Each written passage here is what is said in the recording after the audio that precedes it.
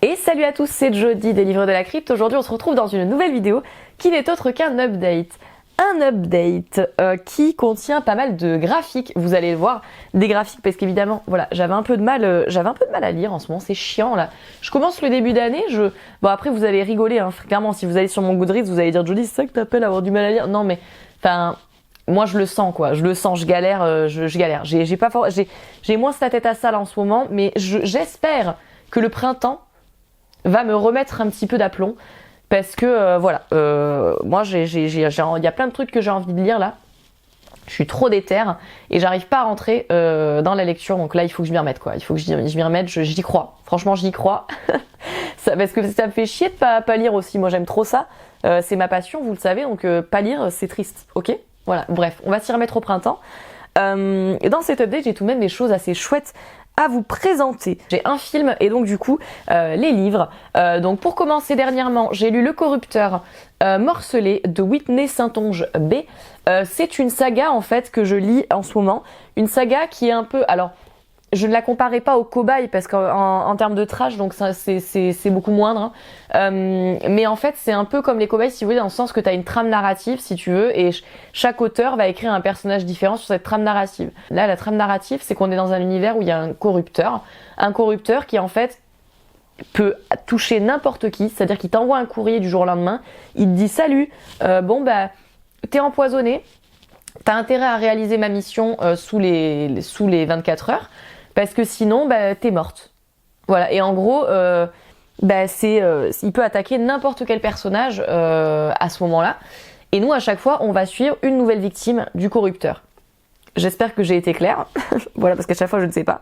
J'ai mis 4 étoiles sur 5 à ce livre. C'était un thriller divertissant. C'était haletant. Ici, on suit Sophie. C'est une jeune femme assez triste dans sa vie quotidienne qui un beau jour donc va trouver cette fameuse lettre funeste sous sa porte et on va suivre bien sûr sa course haletante pour s'en sortir. C'est dynamique, c'est page turner, c'est assez fluide. C'est pas un coup de cœur, voilà. Mais comme pour le tome précédent, j'ai envie de dire, mais je vais quand même tous les lire parce que moi j'aime bien ce délire-là et puis j'aime bien lire des thrillers. J'aime bien lire des thrillers pas prises de tête de temps en temps. Donc là, clairement, voilà, un grand kiff quand même. C'est très efficace et c'est clairement ce qu'il me fallait. Donc, une bonne lecture tout de même et une saga que je vais continuer donc à lire. Je vous en dirai des nouvelles. Ensuite, j'ai fini ce gros bébé. C'est-à-dire que j'avais lu Hellraiser il y a peu, enfin j'avais relu Hellraiser il y a peu dont je vous avais parlé et là j'ai relu les Évangiles écarlates. Et vous allez le voir, c'est assez rigolo. Parce que j'ai relu les Évangiles écarlates, je vous montre un petit peu les belles illustrations qu'il y a dans ce livre quand même. En fait c'est que ça, vous voyez, il y a des illustrations, voilà, tout ça c'est des illustrations. Et les chapitres aussi sont illustrés, enfin voilà. C'est quand même un très beau bébé et donc forcément j'avais envie de relire ces pépites dans ce gros bébé. Mais vous allez le voir, c'est rigolo parce que j'ai relu les Évangiles écarlates et j'ai constaté quelque chose que j'avais pas constaté à la première lecture, donc c'est assez drôle. J'ai mis là aussi 4 étoiles sur 5 à cette lecture. Donc une relecture dans cette édition, tout illustré magnifique. Et donc j'ai passé à nouveau un beau moment évidemment, comme la première fois que je l'avais lu. Dans les Évangiles écarlates, on va suivre Harry Damour, le détective, qui va tomber sur un cube de le marchand, ce qui va lui ouvrir évidemment les portes de l'enfer. Voilà. C'est un roman que je trouve assez intéressant, que je trouve vraiment cool parce qu'en fait il développe beaucoup plus l'univers des Cénobites, il développe beaucoup plus cet univers un peu macabre, voilà, donc ça c'est très intéressant et puis moi j'adore en savoir plus sur cet univers, clairement. C'est pour ça que quand, là j'ai pas encore fini, mais quand j'ai commencé à lire les comics Hellraiser, pour moi c'était un plaisir parce que vraiment cet univers je ne m'en lasserai jamais, j'en veux encore plus tout le temps, donc voilà, c'était un plaisir. Mais j'ai constaté un truc que j'avais pas vu lors de ma première lecture, et là je l'ai vu et j'ai fait putain, et je me suis dit à tout moment, j'étais trop enthousiaste à la première lecture. Vous voyez, quand t'es trop pumped up et tout, de lire un truc, et qu'en fait, finalement, bah, tu te dis, mais je l'avais pas vu ça. Voilà. Et là, je l'ai vu à la seconde lecture. Ce que j'ai vu, tout simplement, c'est un truc que j'avais pas capté, c'est que les personnages humains dans cette œuvre, ils sont assez clichés, quoi. Ils sont assez clichés. Et ils sont même parfois un poil détestables, hein, quand même. Voilà, il y a ce côté-là. Il J'en discutais avec quelqu'un sur Insta qui m'avait mis ce commentaire. Il me disait ça fait un peu nanar. Je suis un poil d'accord. Pas d'accord à 100% quand même. Parce que bon voilà, c'est quand même un univers bien développé quoi. C'est quand même assez cool. Mais je comprends le délire. Au niveau des persos moi surtout. Parce que les persos voilà, ils sont assez clichés quand même. Donc en gros, vous l'avez compris, j'ai pu pointer juste certaines imperfections que j'avais pas pu voir à la première lecture parce que j'ai quand même passé un très bon moment. Il y a une imagerie horrifique qui est hyper développée, qui est hyper intéressante. De toute façon, vous le savez chez Clive Barker. Je vous prépare d'ailleurs un top de ses œuvres bientôt là, que j'ai hâte de vous faire. Il me manque encore donc quelques petites œuvres à lire, on va dire, pour vous sortir ce top de Clive Barker. Et voilà, il y a une imagerie horrifique très intéressante, donc je suis unique et je suis quand même très contente d'avoir relu les Évangiles écarlates parce que voilà, c'était dans cette édition, c'était vraiment un régal en plus. C'est une très très belle édition, il faut le dire. J'ai lu ensuite The Worms and His Kings de Hailey Piper, un court roman en anglais donc d'horreur. C'est un court roman d'horreur cosmique et j'ai vraiment passé un très bon moment dans cette lecture. Là aussi 4 étoiles sur 5. On est dans un court roman donc d'horreur cosmique, on est avec Monique. Monique, elle vit à la rue. Et c'est déjà évidemment, vous vous en doutez, extrêmement difficile, mais le jour où sa petite amie disparaît, c'est encore pire. Elle va donc décider de partir à sa recherche. Et ce qu'elle va découvrir est bien sûr au-delà de tout ce qu'elle imaginait. On est dans un récit un peu, j'ai trouvé, vibe Alice au Pays des Merveilles, parce que si vous voulez, mais vraiment Alice au Pays des Merveilles, dark, horreur cosmique, parce que t'as une protagoniste qui suit une inconnue dans d'étranges souterrains et elle va découvrir dans cet étrange souterrain des trucs tous plus terrifiants les uns que les autres. J'ai trouvé ça vraiment cool évidemment parce que sur fond d'une histoire qui va rendre hommage évidemment à l'horreur cosmique, on traite de sujets assez importants, on traite des sans-abri, de la transidentité, des sectes ou encore voilà de la manipulation religieuse en général. C'était pas un coup de cœur mais c'était une bonne lecture dans l'ensemble, c'est hyper dynamique, ça se lisait tout seul. C'était assez chouette, donc ce livre-ci. J'ai un énorme coup de cœur à vous présenter. Un coup de cœur, il y a 5 étoiles sur 5 dans cette vidéo et ce sont 2 BD. La première, c'est Minuscule Folle Sauvage de Pauline de Tarragon aux éditions La Ville Brûle. J'aime beaucoup cette BD et j'ai beaucoup aimé cette BD. C'est une amie qui me l'a conseillée. Une amie qui est toujours de très bons conseils puisque je pense qu'elle m'a assez bien cerné et on se ressemble beaucoup donc forcément voilà les conseils sont toujours de toute évidence qualitatifs quoi. 5 étoiles sur 5 pour cette BD donc. C'était magnifique, c'était très touchant et je me suis beaucoup reconnue dans cette BD. C'était beau, ça m'a vraiment beaucoup parlé, je me suis beaucoup identifiée ici donc à l'autrice. Ici donc Pauline de Tarragon parle de ce qu'on peut ressentir quand on se sent inadapté. Quand on a un trouble, que ce soit anxieux ou autre, ici donc la concernant c'est un trouble borderline. Quand on a du mal avec les interactions sociales ou encore quand on est une femme dans notre société. Donc voilà tout ce qui est abordé ici, des thématiques évidemment qui me parlent beaucoup. On y parle de solitude, de santé mentale, de féminisme, de réparation, de l'amour de soi, des injonctions sociales, et j'en passe. Pas mal de thématiques importantes abordées donc. Et en fait, on va voir de son enfance à maintenant comment elle perçoit tout cela. Elle apporte aussi des solutions, notamment sur la déconstruction de ces injonctions, évidemment, avec l'évocation de modèles qu'elle a pu avoir tout au long de sa vie et qui ne respectent pas ses codes, ou encore, bien sûr, elle parle du fait d'accepter sa solitude. Elle parle aussi de son amour pour son chien. Voilà, est-ce que j'ai vraiment besoin de dire que cela me touche ? Non, je pense que c'est pas nécessaire. Voilà, bon, vous le savez sur cette chaîne de toute façon. C'est simple, c'est concis. Mais au final, j'ai trouvé ça assez dense sur le propos. Les dessins sont super chouettes. Vraiment, je le qualifie comme un petit bijou. C'était très joli. Je vous montre un petit peu les dessins pour que vous puissiez voir à quoi ça ressemble. Moi, c'est des dessins que j'aime beaucoup. J'aime beaucoup ce type de dessin. Voilà, c'est vraiment des dessins que j'ai trouvé très très jolis. Voilà, je vous montre un peu. C'est vraiment cool. Voilà, j'ai adoré et je vous conseille cette BD si vous êtes touché par ces thématiques-là parce que voilà, vous allez beaucoup aimer, je pense. Comme c'était mon cas. Ensuite, j'ai lu un SP Dark Ride, tome 1, Donc je remercie Delcourt évidemment pour ce SP. Ça sort le 6 mars, donc au moment où évidemment je vais vous sortir cette vidéo, ça sera déjà sorti. Voilà. Moi au moment où je vous tourne cette vidéo, c'est le 6 mars, donc ça sort le jour même, mais là au moment où vous allez voir cette vidéo, ça sera déjà sorti. J'ai mis 3 étoiles sur 5 à cette BD qui en fait est plutôt, on est plutôt dans du comics là en l'occurrence. Du comics horrifique sur fond de parc d'attractions. Évidemment quelque chose donc qui était fait pour me plaire parce que moi j'adore l'horreur sur fond de parc d'attractions. En gros du gros pour l'histoire. Il y a un artiste raté qui tue sa femme. Il fait un pacte avec le diable et il va créer un parc d'attractions flippant avec l'aide de ses gosses. Et j'ai trouvé ça mouais. Les dessins sont cool, mais j'ai pas été giga conquise par la narration, j'ai pas été embarquée.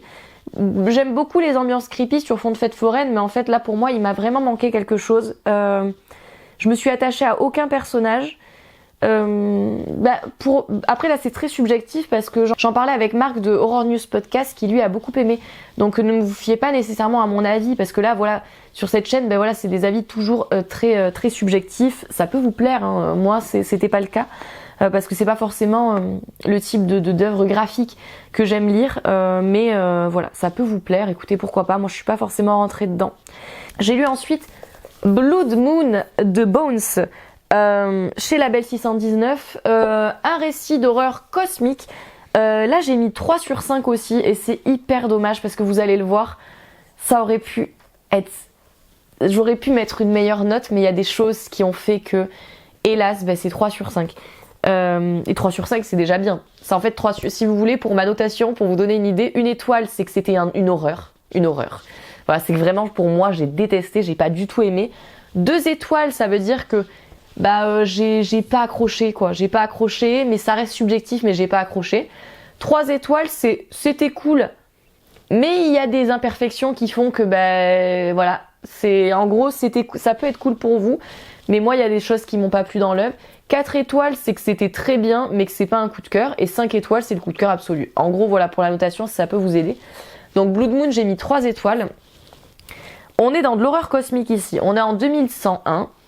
Et t'as 2 types d'une exploitation minière sur la Lune qui vont tomber sur un autre type qui est crucifié, énuclé, éventré. Bref, c'est une boucherie, le bordel. Et à partir de là, évidemment, on va essayer de savoir pourquoi, qui, comment, etc. Et c'était une bonne histoire dans l'ensemble. Mais c'était pas un coup de cœur. Les dessins étaient cool. J'aime bien l'horreur cosmique, vous le savez, et j'ai beaucoup apprécié la fin ici. Mais c'était pas parfait. C'était pas parfait. Et pourquoi ? Qu'est-ce qui fait du coup que on a perdu en notation ? C'est que j'ai trouvé les personnages masculins clichés et hyper énervants. Si je devais vous faire une caricature de ce que j'ai... une caricature, c'est comment j'ai ressenti les personnages masculins dans ce récit. Je les ai vus en mode... Ouais, moi je suis un type, j'ai des énormes coucouilles, je bois du whisky, j'adore aller dans des bordels, j'adore moi les meufs, j'aime leurs seins, j'aime leur cucu, voilà, moi je suis comme ça. Tout ce que je hais en fait, hein, je déteste ça, voilà. Je déteste ça. Et clairement, ça me sortait du récit en fait. Ça me sortait du récit. Parce que écoutez, j'ose espérer, s'il vous plaît, je ne serai plus là pour le voir, je ne serai plus là pour le constater, ok ? Mais j'ose espérer qu'en 2101, les hommes ne seront plus comme ça. Pitié, je vous en prie, j'espère qu'on aura dépassé ce stade en 2101. En tout cas, je l'espère. Hein. Voilà, donc, bon, ça c'est... Non quoi, et puis je trouvais ça dommage en plus parce que peut-être que ça a été fait pour, je sais pas, pour participer à une ambiance, j'en sais rien, mais c'était pas nécessaire. À mon sens, c'était pas nécessaire de faire des personnages aussi masculins aussi cringe, et c'est dommage. Voilà, c'est dommage. Et il y a aussi autre chose, j'en parlais avec une amie, et elle a pensé la même chose que moi là-dessus. J'aurais aimé un poil plus de développement dans la narration parce que il y avait un univers et un twist horrifique qui était quand même hyper intéressant. Et en fait, des fois, je me posais des questions et bon, peut-être que c'était voulu, mais j'avais pas suffisamment de réponses et ça, il m'a manqué un petit quelque chose. Il m'a manqué un petit truc quoi. C'était pas mauvais, mais donc c'est pas un coup de cœur. Il m'a manqué quelques petites choses là malheureusement, hélas. Et la dernière lecture de cette update, c'est un coup de cœur vraiment. J'ai adoré. Là encore, la même amie qui me l'a conseillé et que je remercie, c'est La Mare de Eric Crick. C'est une BD horrifique. Là, j'ai trop aimé. 5 étoiles sur 5, donc vous l'avez compris. J'ai adoré. C'était trop cool. On est avec une femme artiste peintre et son mari qui, en fait, vont emménager dans une vieille bicoque au milieu des bois parce qu'ils ont perdu leur fils de façon assez tragique. Évidemment, c'est très dur. Voilà, c'est très très difficile. Ils veulent prendre un nouveau départ, essayer de recommencer à zéro, de se reconstruire évidemment, à l'écart de tout, parce que ben voilà, ils sont extrêmement touchés par la perte de leur enfant. Mais la forêt dans laquelle ils habitent, elle est assez chelou. Vous voyez, il y a des inscriptions un peu bizarres à la projet de Blair Witch sur les arbres. Il y a une mare dont l'eau est hyper sombre, hyper sombre. Et tout ne va pas se passer comme prévu, hein, pour ce couple évidemment. Vous vous en doutez. Et c'était super chouette. Les dessins, je les ai trouvés vraiment cool. J'ai trouvé que l'histoire tenait la route du début à la fin, qui est oufissime. On y traite évidemment de la souffrance du deuil avec ses parents qui ont du mal à se remettre de la perte de leur fils, avec évidemment en toile de fond une pointe de fantastique.